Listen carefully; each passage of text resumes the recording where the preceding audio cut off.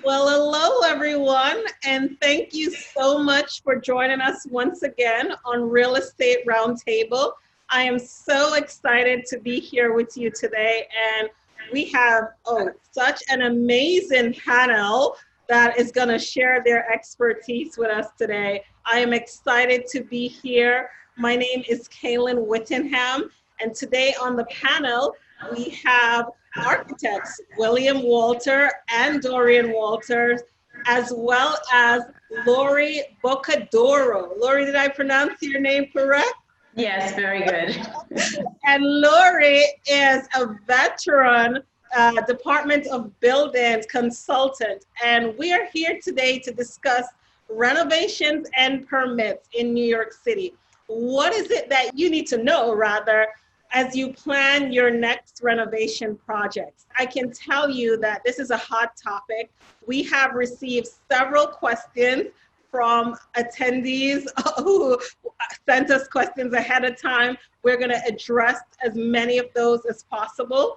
And we're going to encourage you, if you have questions, please type them in the Q&A, and we will try to get to as many of them as possible.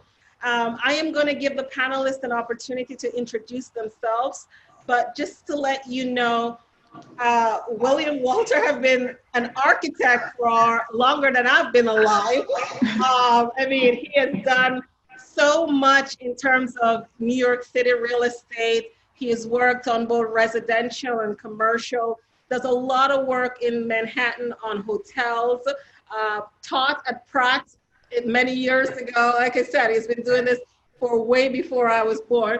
Recently, he joined forces with his daughter, Dorian, who followed in his footsteps, became an architect, and before joining her dad and finding their own company, she worked for Ralph Lauren. We are excited to have them. And what can we say about Lori?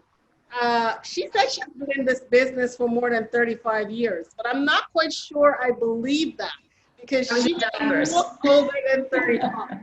So somewhere along the lines, the math's not quite right. But we're going to give that to her. We're definitely going to give that to her today. But let us kick it off. We're going to give Lori the chance to begin, introduce herself, and tell us a little bit more about her company as well. Lori, take it away. Thank you, Kaylin. That was a great introduction. Yes, I've been doing this since I was in diapers. I started as a baby. No, I've been doing this since I was a teenager, actually, as a summer job, and then I loved it. It was a really unique niche job, which was better than McDonald's.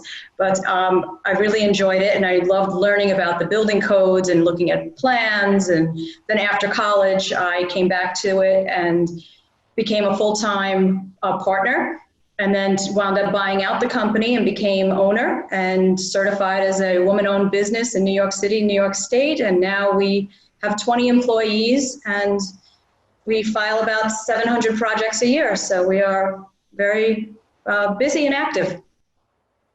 Great. Well, thank you so much, and congratulations. Thank you. Dorian, well, I don't know. Dorian, do you want to go before Dad, or do you want Dad to go before you? I mean, I don't recognize Bill today. He has grown a quarantine beard, but yes. All right. Bill, you started off, and you've been doing this for a long time. So take it away, and then we'll have Dorian tell us why she followed in your footsteps. Okay, so thank you, Kaylin, and your introduction for me was very nice. In fact, that I was doing architecture before you were born. That's it's a wonderful start. But I grew this beard specifically because I knew you would say that today. So I need to look my age. So, I've been an architect since the early 70s here in New York City. And I have had my own practice. I have taught architecture. I have worked for other architects as well as developers and private investment companies. And now, yes, my daughter has decided that she wants to be doing the same thing. So I'm welcoming her on board with our little company. And Dorian, why don't you tell people what we're doing? So as Kaylin also mentioned, I worked at Ralph Lauren doing store design before kind of transferring over to do residential with my father. I don't know if I followed in his footsteps, or I don't think I got the encouragement of, yes, become an architect, but growing up, you're just interested in what your parents do.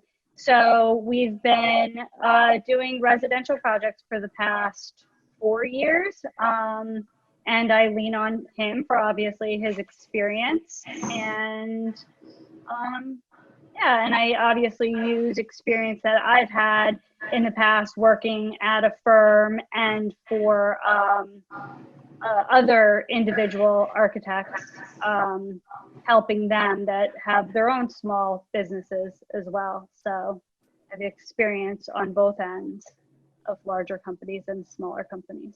Wonderful. Well, thank you so much. Well, I'm sure he's proud of you now, even though he wasn't encouraging then to become an architect.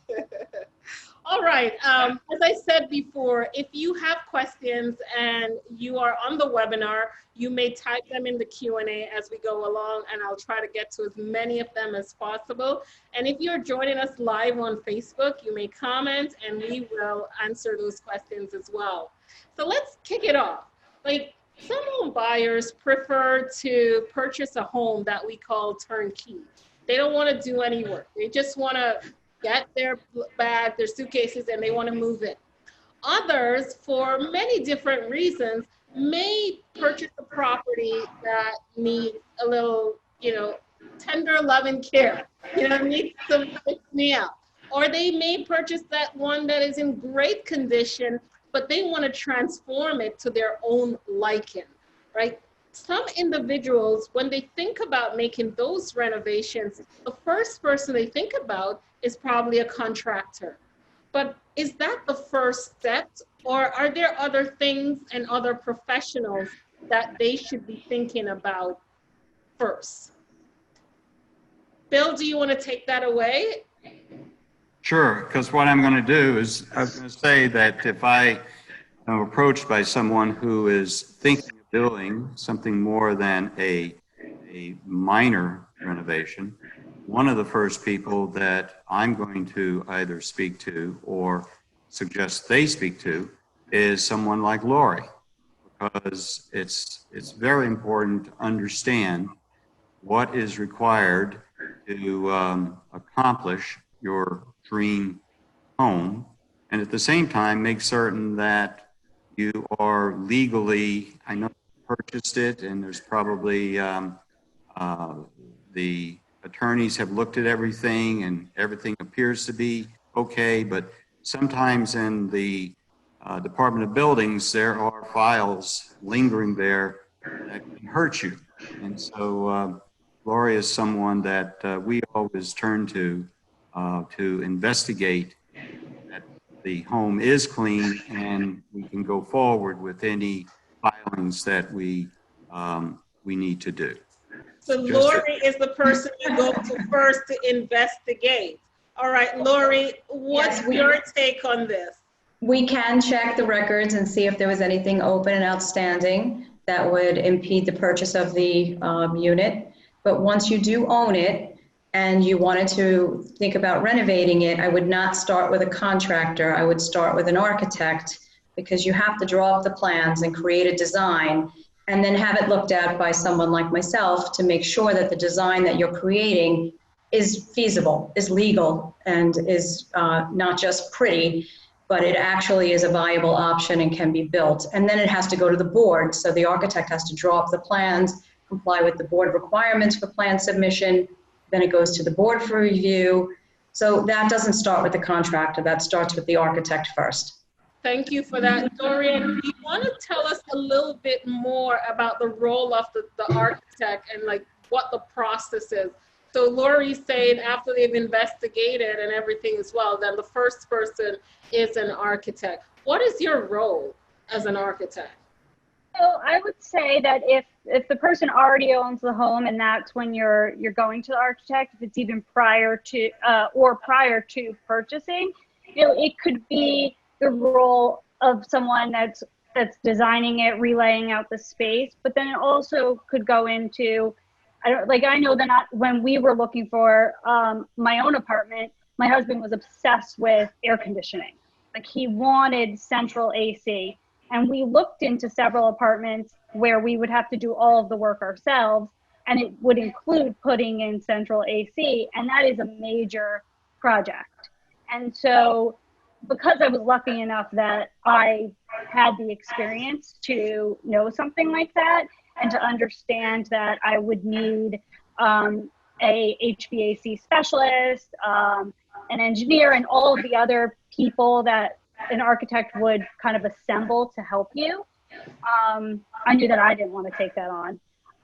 But it's good to have an architect or a person that will help guide you for all the additional consultants. And it's because it's not just the design. And understanding what the scope of the project is, I think is also very important. Like my dad mentioned, minor renovations versus like a major renovation. And I think knowing the distinguishing points of that is also very important when you're gonna like take on a renovation. Okay, so did you want to say something after that? Yeah, I just wanted to expand on what Dorian was saying about the architect's team. It's really important because they will need engineers. The engineer has to do the mechanical design, plumbing design, electrical load design, gas design loads. They have to do energy compliance, make sure that everything that they're providing is energy compliant, which is a new big plan submission now. They also have to hire and team up with a special inspection third-party agency that is an independent inspection division that is civilians, they're not a city agency, and they do quality assurance on the work that the contractor will do. So they get hired by the owner as a third party to monitor all the construction that happens during the course, but they have to be hired at the very beginning of the project. They have to be on board. In addition to asbestos investigation, you've got to do that first before you start filing process. You've got to take samples, send it to the lab, to the DEP, and you have to know whether you're going to do an abatement or not. So there is a big team that has to be coordinated through the architect prior to filing the job.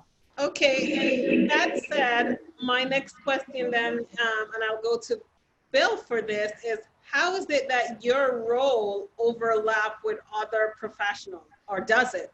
Actually, I wanted to finish something on the last question, but that's a good segue. That's a good segue into the next question.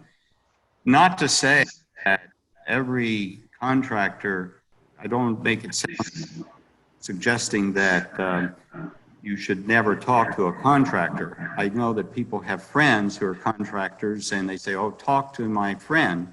And we're saying that in many cases, the professional can give you a quicker, clearer view of what is before you.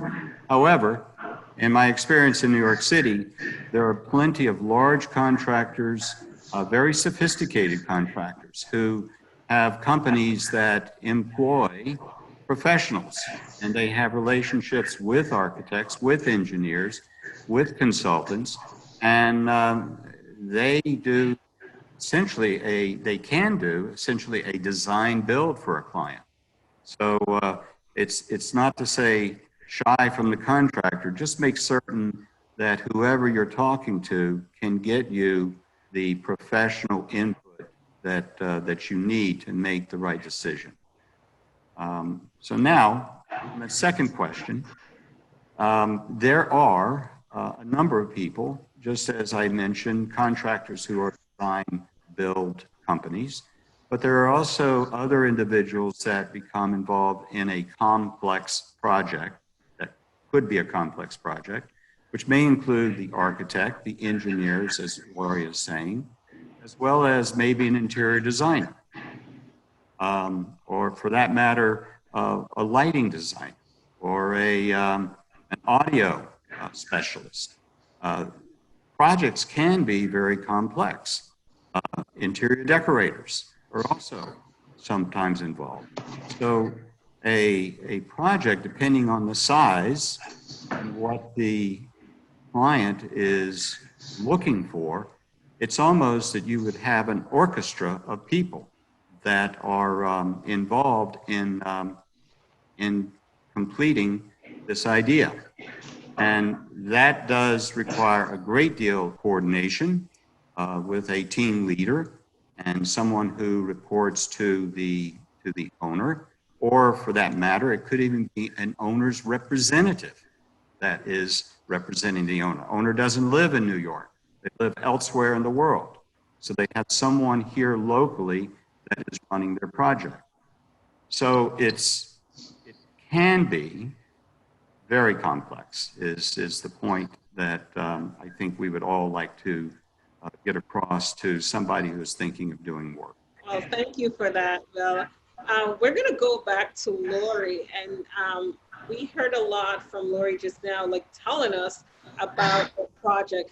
But Lori, can you give us an insight into exactly what it is that you do? You're, I put that you're a Department of Building consultant. Tell me, what is it that your company does? And I know that you do get these permits, but there are also violations at times. And we have a question in the Q&A that I'm going to go to shortly. But just tell us exactly what it is that you do and how you fit within this process. So when someone is ready to do a filing, typically they'll come to me. I do get people coming to me immediately, or I'm looking to buy this place. But generally, it's once they have the architect already engaged and the plan is drawn, then the architect will send it to me to review and make sure that what they're proposing is code compliant. And we will let them know what's missing and deficient on the plans to pass the D.O.B. review. I mean, there's always still comments, but we do pick up the big items so that it doesn't get rejected for anything substantial. And then we prepare all of the paperwork for the filing and set up the computer-generated filings that the city now has. And we coordinate with the owner and meet with the city plan examiners to get the plans approved. And then once the job is approved, we work with the contractor to actually release the permit. And then we stay on until the job is completed and the work is finished, and then we get contacted and say, hey, we're done here, please close this out. And then we prepare all the paperwork, circulate it for signatures, submit it to the city, and close the project out. So that leads to simplified it. That leads to the question that one of the questions that we currently have in the Q&A, and the person said, what would you recommend, I guess she do with a property that is fully renovated, but not a single permit has been filed with D.O.B. Would home inspection, I guess she's saying, would the home be inspected? I mean, Lori, that is definitely something that would come to your office. Definitely. And I would recommend that they hire an architect and file for the legalization of the work. It will come back at some point, whether it's at the closing, when a lawyer does his due diligence and finds that there were no permits for this renovation. It will definitely come back. And if it ever is inspected because someone makes a complaint or the D.O.B. is in the building, you'll get a fine, a work without a permit penalty. It averages between $5,000 and $15,000 penalties. So it can be quite serious. And the longer you wait, the harder it is to legalize the work. And I guess there's a follow-up question to that by another attendee. Said, what is the process when someone has done a full renovation on a large property that is 2 combined units in a co-op? Combining units in a co-op is actually not that difficult. It's a standard filing, which we call an alteration type 2. You would not have to amend the certificate of occupancy, but you do still have to engage the architect, possibly an engineer if there had to be plumbing work done because you have to cap the second kitchen. It has to be removed, the gas and the sink. You could keep a bar sink, but you do have to hire a plumber, an electrician, an architect, file the plans, and get the permit to do that. You still have to put a contractor's license on board. They still have to perform the tests and inspections of the electrical and plumbing, and then you can sign the project off, and that would be legalizing it. One thing that clients may think about is how much it would cost, for the construction, getting the project done versus paying consultants and other professionals like yourselves. How do you balance that? We try to flat rate everything because we can't charge hourly. If we get a terrible city examiner who just tortures us, it's not the owner's fault or problem, so I really can't charge them by the hour. So we flat rate all of our work. We charge just under $2,000 for a filing of an alteration type 2, like an apartment renovation or a combination of apartments. But the city has now subdivided a lot of the work now, and they have to file separate jobs for the plumbing and a separate job for mechanical. So it actually starts to add up because we would have to file additional jobs, so that we try to discount it because we feel bad for the owners having to incur this cost. So instead of under 2,000, now it's 1,500 for the additional filings. But now that it's 3 filings, it still adds up. It's probably somewhere around $5,000, $6,000. And then there's special inspectors that they have to hire. Some charge between $750 to $1,500 per inspection. The most common inspection is fire stopping. Anytime there's plumbing work done, inspector has to come out and inspect that the hole for the roughing is fire stopped properly. If you do air conditioning or any kind of ventilation, they have to test the venting system and sign off that that was installed properly. So they do charge, on average, I'd say about $1,000 per inspection. Asbestos is also required.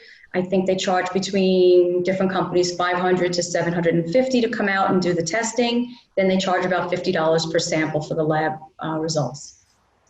Okay. Dorian, how is that similar or different from what you do when you think about your consultation or working on the drafts and the construction? I think it depends on the project and the scope of the project. We can charge a percentage of the total cost of construction, or if it's a minor renovation, it might be a flat rate fee for the design work. A lot of times the consultant will let the owner pay the consultants directly because it's somebody else's work and we're just coordinating the work. I don't know if my dad has any other comments. The AIA recommends a 6 to 10% range for an architect's. You want to tell us what the AIA is? I'm sorry, it's the American Institute of Architects. That is it's sort of like attorneys have their membership groups, and their, I guess the has theirs as well. And so the American Institute of Architects puts out various helpful things for architects, contracts, backup information or research, and it's a very active organization there to help the architect. But where that leads us, I believe, is what a owner, a buyer wants to know if they're going to do work. What is it going to cost them in total for their construction, and how much out of that construction do they pay in fees, such as Lori's fees, our fees, even the contractor's fees. There's been a rule of thumb for years, and I don't know that it still holds up, but it was always felt that that a contractor received a percent fee with an allowance of 10% for his overhead, which came to 21%. I would say that for someone who is looking at what they're going to get out of a project, that if you're putting $100,000 just as a number, that close to 30% of what you're, out of that $30,000 is going for things that, yes, it's work that goes into giving you what you want, but it's not the product. You're paying for materials, you're paying for appliances, equipment. Those things are being brought into your project. But you have to allow today, and particularly today, when you think of doing work in the city, or these additional cost consultations, whether it's for professionals or for the contractors. Well, thank you. You just spoke about the city. Is there a difference between renovation requirements for condos and co-ops versus for a single family or a multi-family home? Speak to the condos and co-ops. I've got a thought on one simple thought on single family homes, but go ahead, Lori. Sure. So for the city purposes, there's no difference between a condo or a co-op, and they're not considered a single family that you own it. So therefore, you're not required to comply with multiple dwelling requirements. It is considered a multiple dwelling. It is subject to energy code of multiple dwelling, handicap, which is always the biggest sticking point, because people own their condo and they want to build it the way they want to build it. They don't want to make it wheelchair accessible. They want to make the powder room very small, but they can't.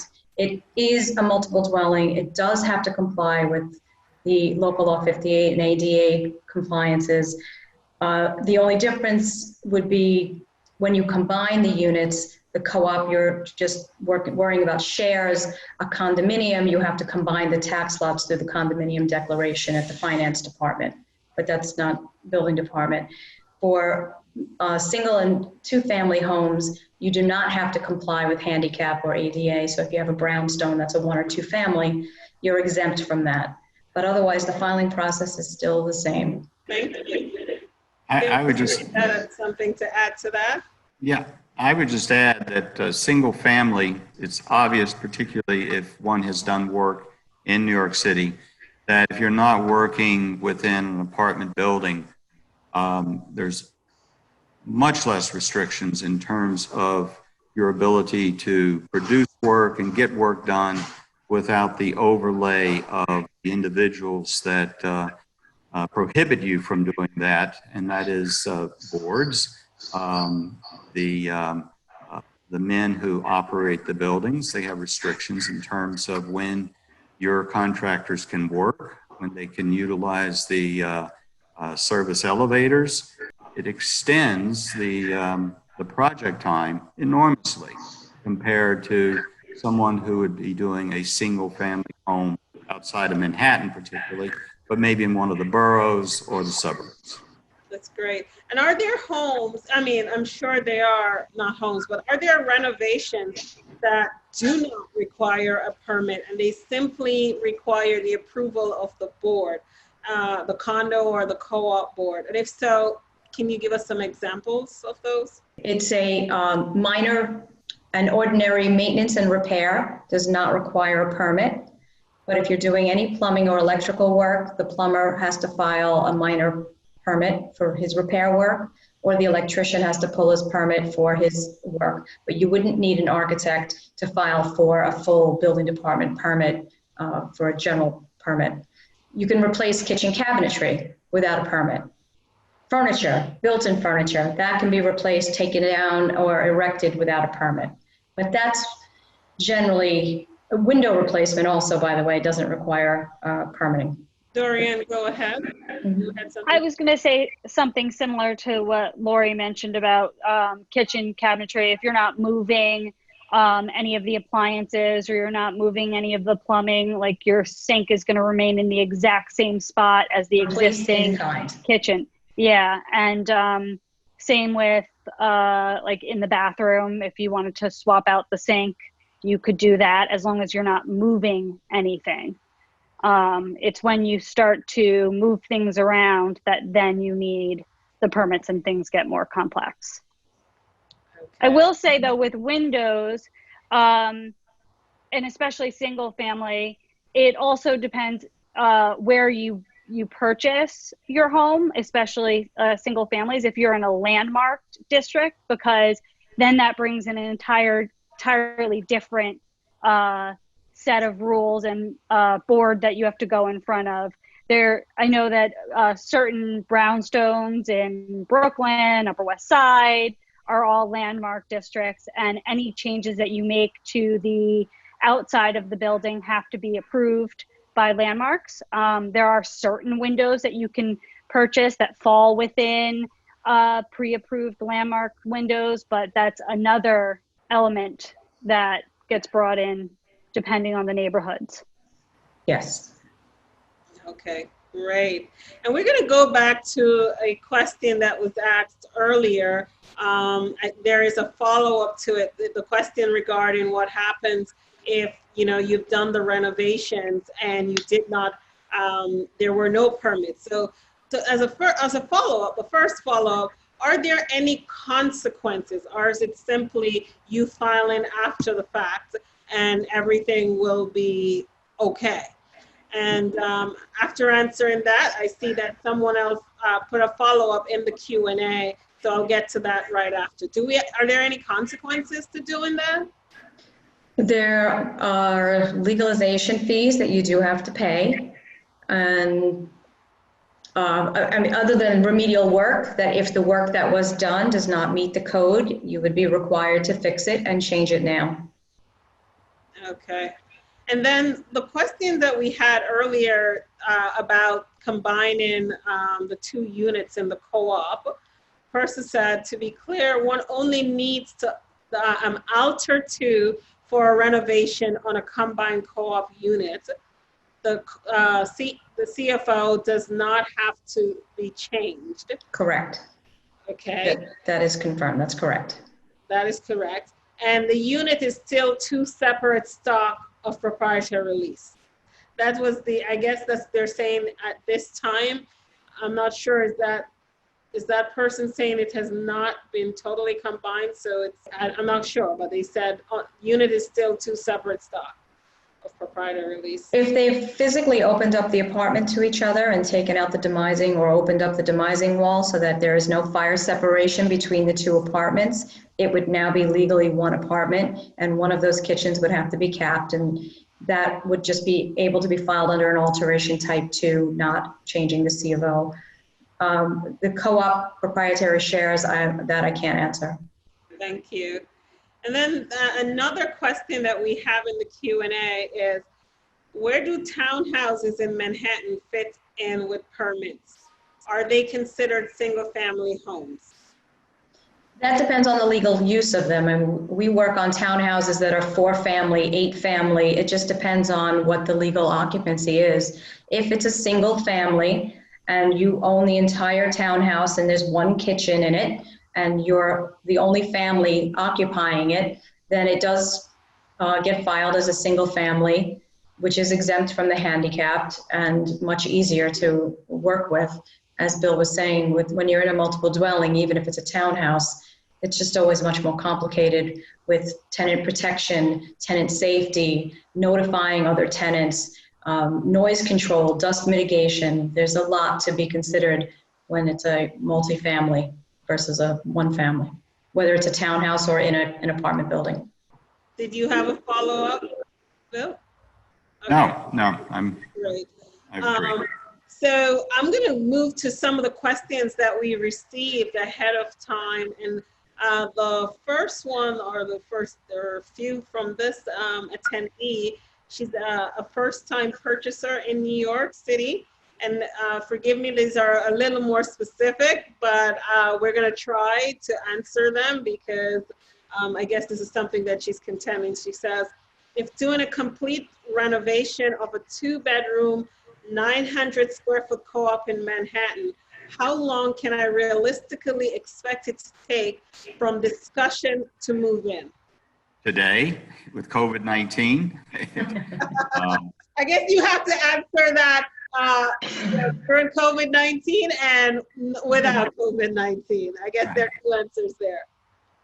Well, it's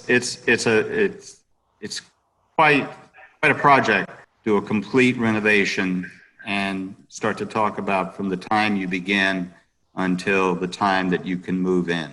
Lori, how long does it take you these days, or even before COVID-19, to obtain even the permit?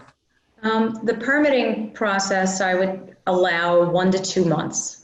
By the time we start preparing paperwork circulated to your board for signatures, your architect and engineer for signatures, get the asbestos testing done, get that special inspection agency on board, then that's a few weeks, and then it's a few weeks, usually at least a month, for the city to review it and approve it. So, I mean, just my end alone, I would allow for 2 months.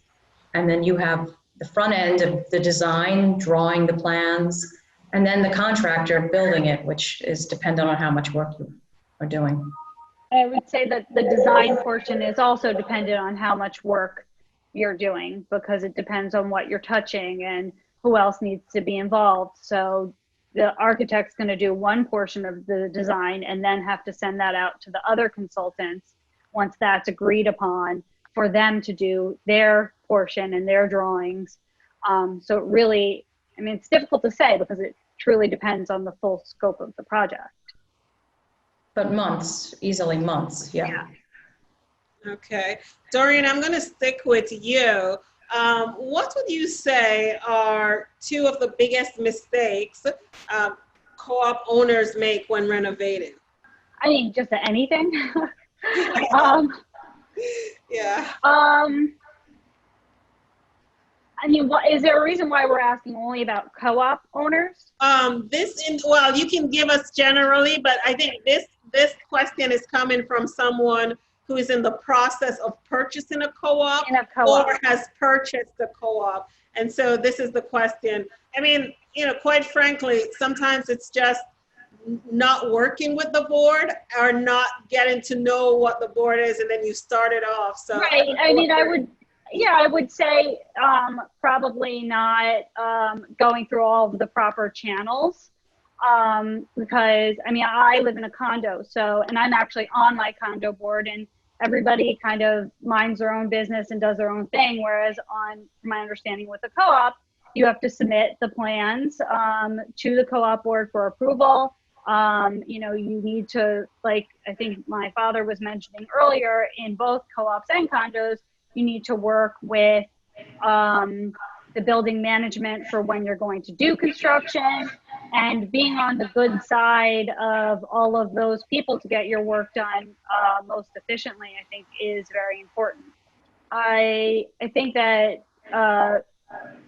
being someone prior to purchasing anything, really understanding the full scope of what your potential project is very important, because I think people kind of rush in thinking they can do almost anything to a blank slate apartment, and that's not necessarily true. So really speaking to the right people early on before you take something on to really understand how much work is going to go into, I guess, creating your dream space. Okay, thank you for that. Lori, I'm going to go back to you. The other question says, are there different kinds of permits for different parts of a renovation, or just one general permit? There are different permit types now. There's a general construction permit. There is a separate plumbing permit. There is a separate mechanical permit. There's a separate electrical permit. There is, as Dorian was saying, can be landmark permits as well, which is a totally separate agency, and you have to obtain that prior to building department approval. So everything now is individualized and packaged up separately. Earlier, Bill, I think it was you who said that, you know, professional services are not always necessary. Can you tell us when you believe they're necessary and when they're not? Some people may see it as just a waste of time and a waste of money. You know, when are they necessary? Well, I think they're necessary, just as Lori has said, they're necessary when filings must be done. If you must file plans, then you're going to need either an architect or an engineer who has to stamp those drawings, provide Lori with what she needs to obtain the permits.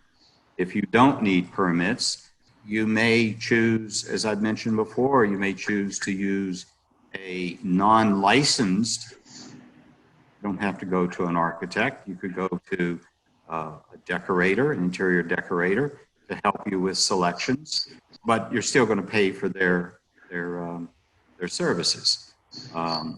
So I think it's only on those occasions where something must be put before a governing board to give you an approval that you have to have a license.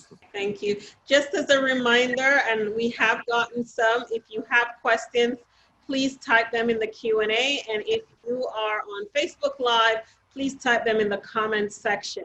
I'm going to go to our next question that came in ahead of time. And please bear with me because this is a very long one. This question, there's a backstory to it, but I will share this with the audience. So if you have, something similar, you understand, or you have, some way of figuring out what may happen. So the question says, this pertains to the person's apartment that has the hall closet and my neighbor adjoining bathroom. So this is a closet and a bathroom situation. That could not be good. Several years ago, my neighbor renovated part of his apartment. The second bathroom was not included. The wall of the bathroom and my hall closet adjoined. 2 weeks ago, as I was searching for something in the closet, I uncovered an enormous bulge in the wall that was damped and flaky. I immediately called the building staff and they promptly opened the wall to detect an ongoing leak from the neighbor's bathroom. The building is currently in the midst of plastering and preparing the wall for paint. They said, I have an industrial humidifier blowing hot air for the past 2 weeks. And now they're saying the management company had two individuals from the environmental department to check for mold and report accordingly. There was only water damage. Now, the building has been working on it, but as usual, there's the he said, she said. Similarly, it's her responsibility, his responsibility. The person is asking about whose responsibility it is for the work, and there are several items that they needed to discharge. Now, they said the issue is something that my neighbor is this something that my neighbor should be responsible for? And what regulations for bringing plumbing up to code when an apartment is renovated? I know that was a little long, but I know it's not the only question that has several moving parts. So I just wanted to give you some background, but it's essentially asking about plumbing, whereas as we've discussed prior, someone has gone ahead and made changes and renovations to their apartment and now has caused damage in the other individual's home. What would you say about this? How can they remedy it and bring this plumbing up to code? Laurie, start with how they remedy it. Okay. Well, they are required to maintain all plumbing up to code. However, if they didn't know that there was a leak and they didn't know that it was an issue behind their walls that they're roughing, there's nothing they could do to maintain it.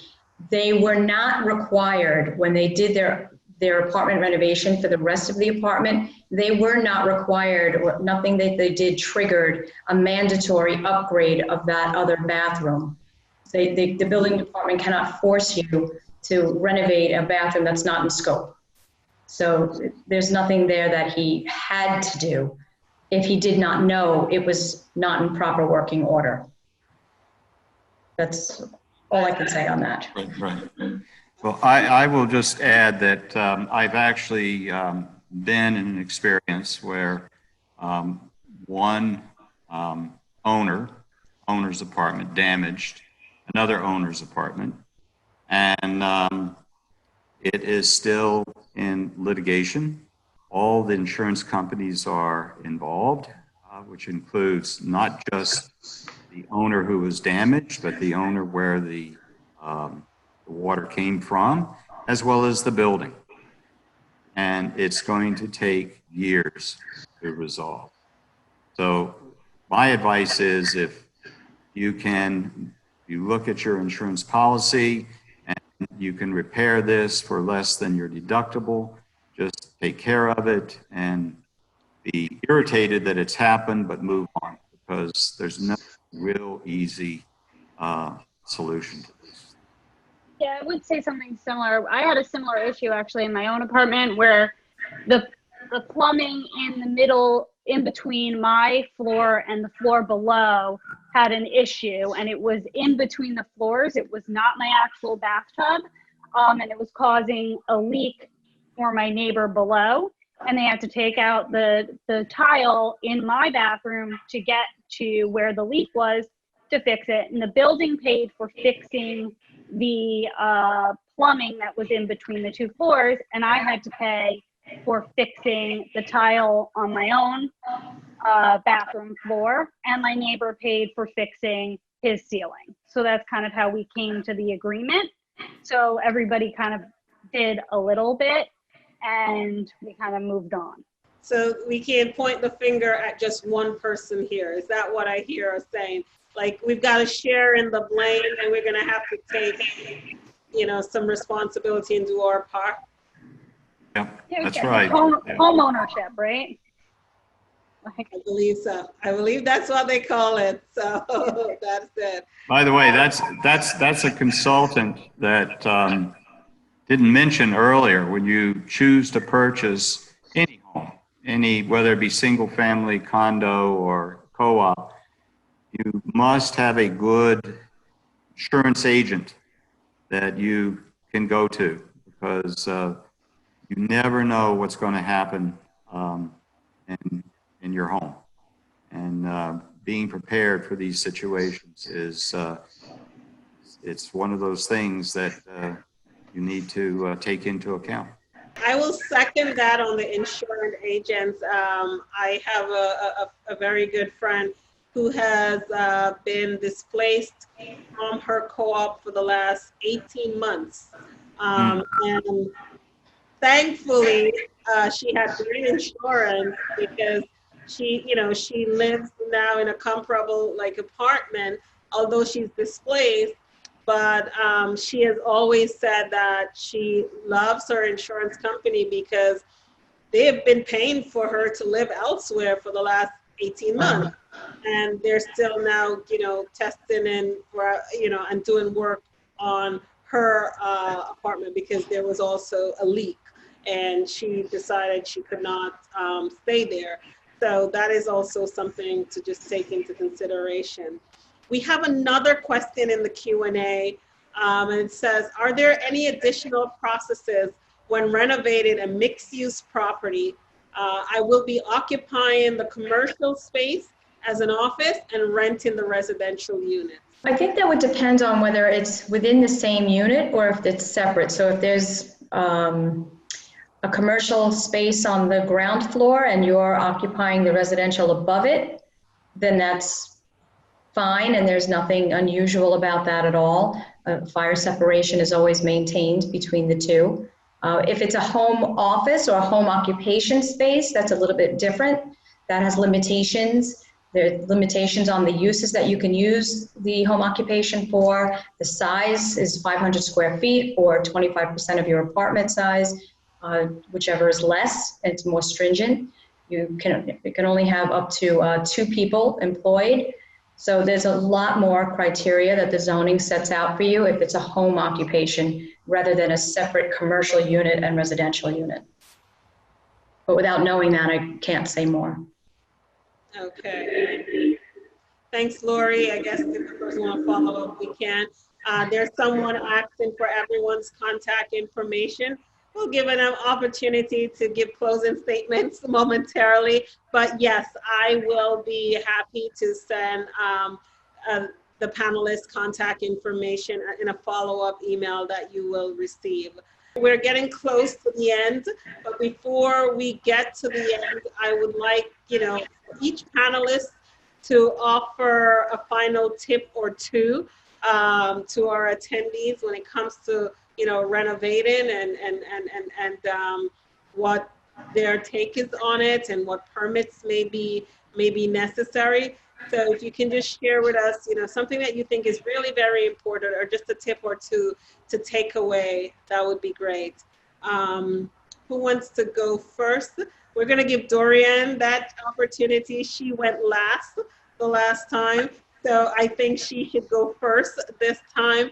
And Dorian, after giving us your tip or two, you can just say how the attendees can contact you, and I will also follow up with that in writing, just in case someone would like to reach out to you. Okay, so I think I've said this several times, and I might be the pessimistic one, but I think for me, the most important thing is going into it and knowing what the full scope is, and being realistic, because I think that people people that can imagine raw spaces get excited and think that they can do almost anything there, and it's not always the case. And really just to speak to the right people. And obviously, if you've signed in here to see Kaylin's panel, you're already one step ahead.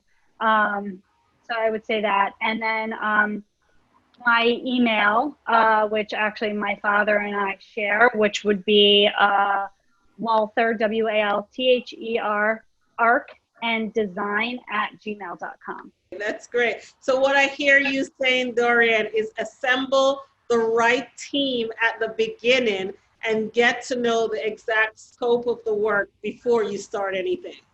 Yep. Is that an accurate summary of, the tip you'd like to? Yeah, 100%. I mean, because, and also, really think about what's important to you when starting a renovation project, because like we've talked about, everybody has a budget, right? And these things add up. So itemize what's important to you when you're looking. It's the same when you're looking for an apartment, right? You can't always have everything you want. So really think about it and prioritize. Great. Lori, tip or two from you, and how we can reach you. Sure. I would just say that this is not an HGTV television show. You do not buy a place, call a contractor, and 3 weeks later you're in the middle of construction. Life in Manhattan or the 5 boroughs of the city of New York does not work that way. You have to have your team, an architect. You have to have professionals, licensed professionals. It always takes longer than you thought, and it costs more than you thought. That's really what I can honestly tell you is words of wisdom. Budget more and allow for more time. And you can contact me through my email is best, Lori, Lori, @conversanoassociates.com, conversanoassociates.com.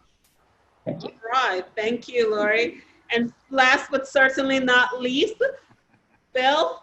One word, and both Dorian and Lori have said it, compatibility.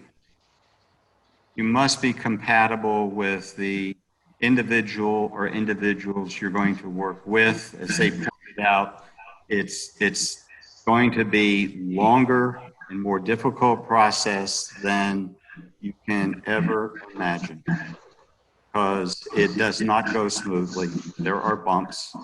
And it's very important that you get through those bumps, and you must interview these people that you're going to hire, as many as you need to, but find someone that you can be compatible with for at least a year of your life.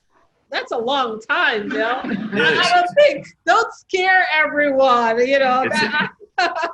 It's a commitment. Think about it from the point of view of going through a design process with somebody. Think of Lori taking that month to 2 months of getting the approvals done by the city, and then going out, you must bid the project to the contractor, and then you've got all the things that we've talked about standing in your way that you persevere and get through. That's at least 6 months of work. It's not going to be done, I don't believe, sooner than that. So add that up. You've 2, and maybe 2 months of working, you're almost to a year. Wow. So you really think about this. This is something that you really want to do.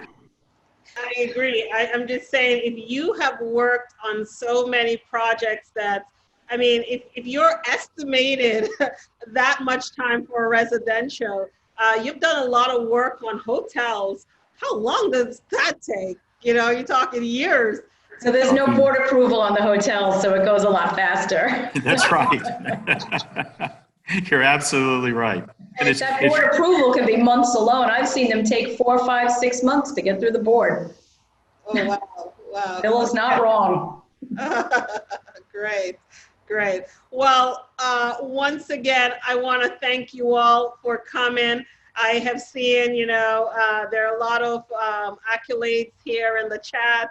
Everyone is saying thank you, top tier speakers. We thank you all for joining us as well. We appreciate you. I really cannot do this without collaborating with all the other professionals in the industry. That really, there's so many of us that work together to help our clients achieve their dream. You know, their dream home, whatever that is, whether it's something they're going to purchase or they're going to renovate and make it their own. And I just want to say thanks so much, Dorian, Lori, and Bill. I could not thank you anymore. I greatly appreciate it. To all our attendees, thank you for being here. To those who are online live, we thank you. We appreciate you. And I'm going to say, join us next week for another episode of Real Estate Roundtable. And next week, we will have an interior designer, a stager, that's going to be speaking to us. So this is just a natural progression from this panel to someone who would help you to design your home. Again, I'm Kaylin Whittingham. Thank you for joining us on Real Estate Roundtable. Enjoy your week. Thanks. Thank you. Thank you.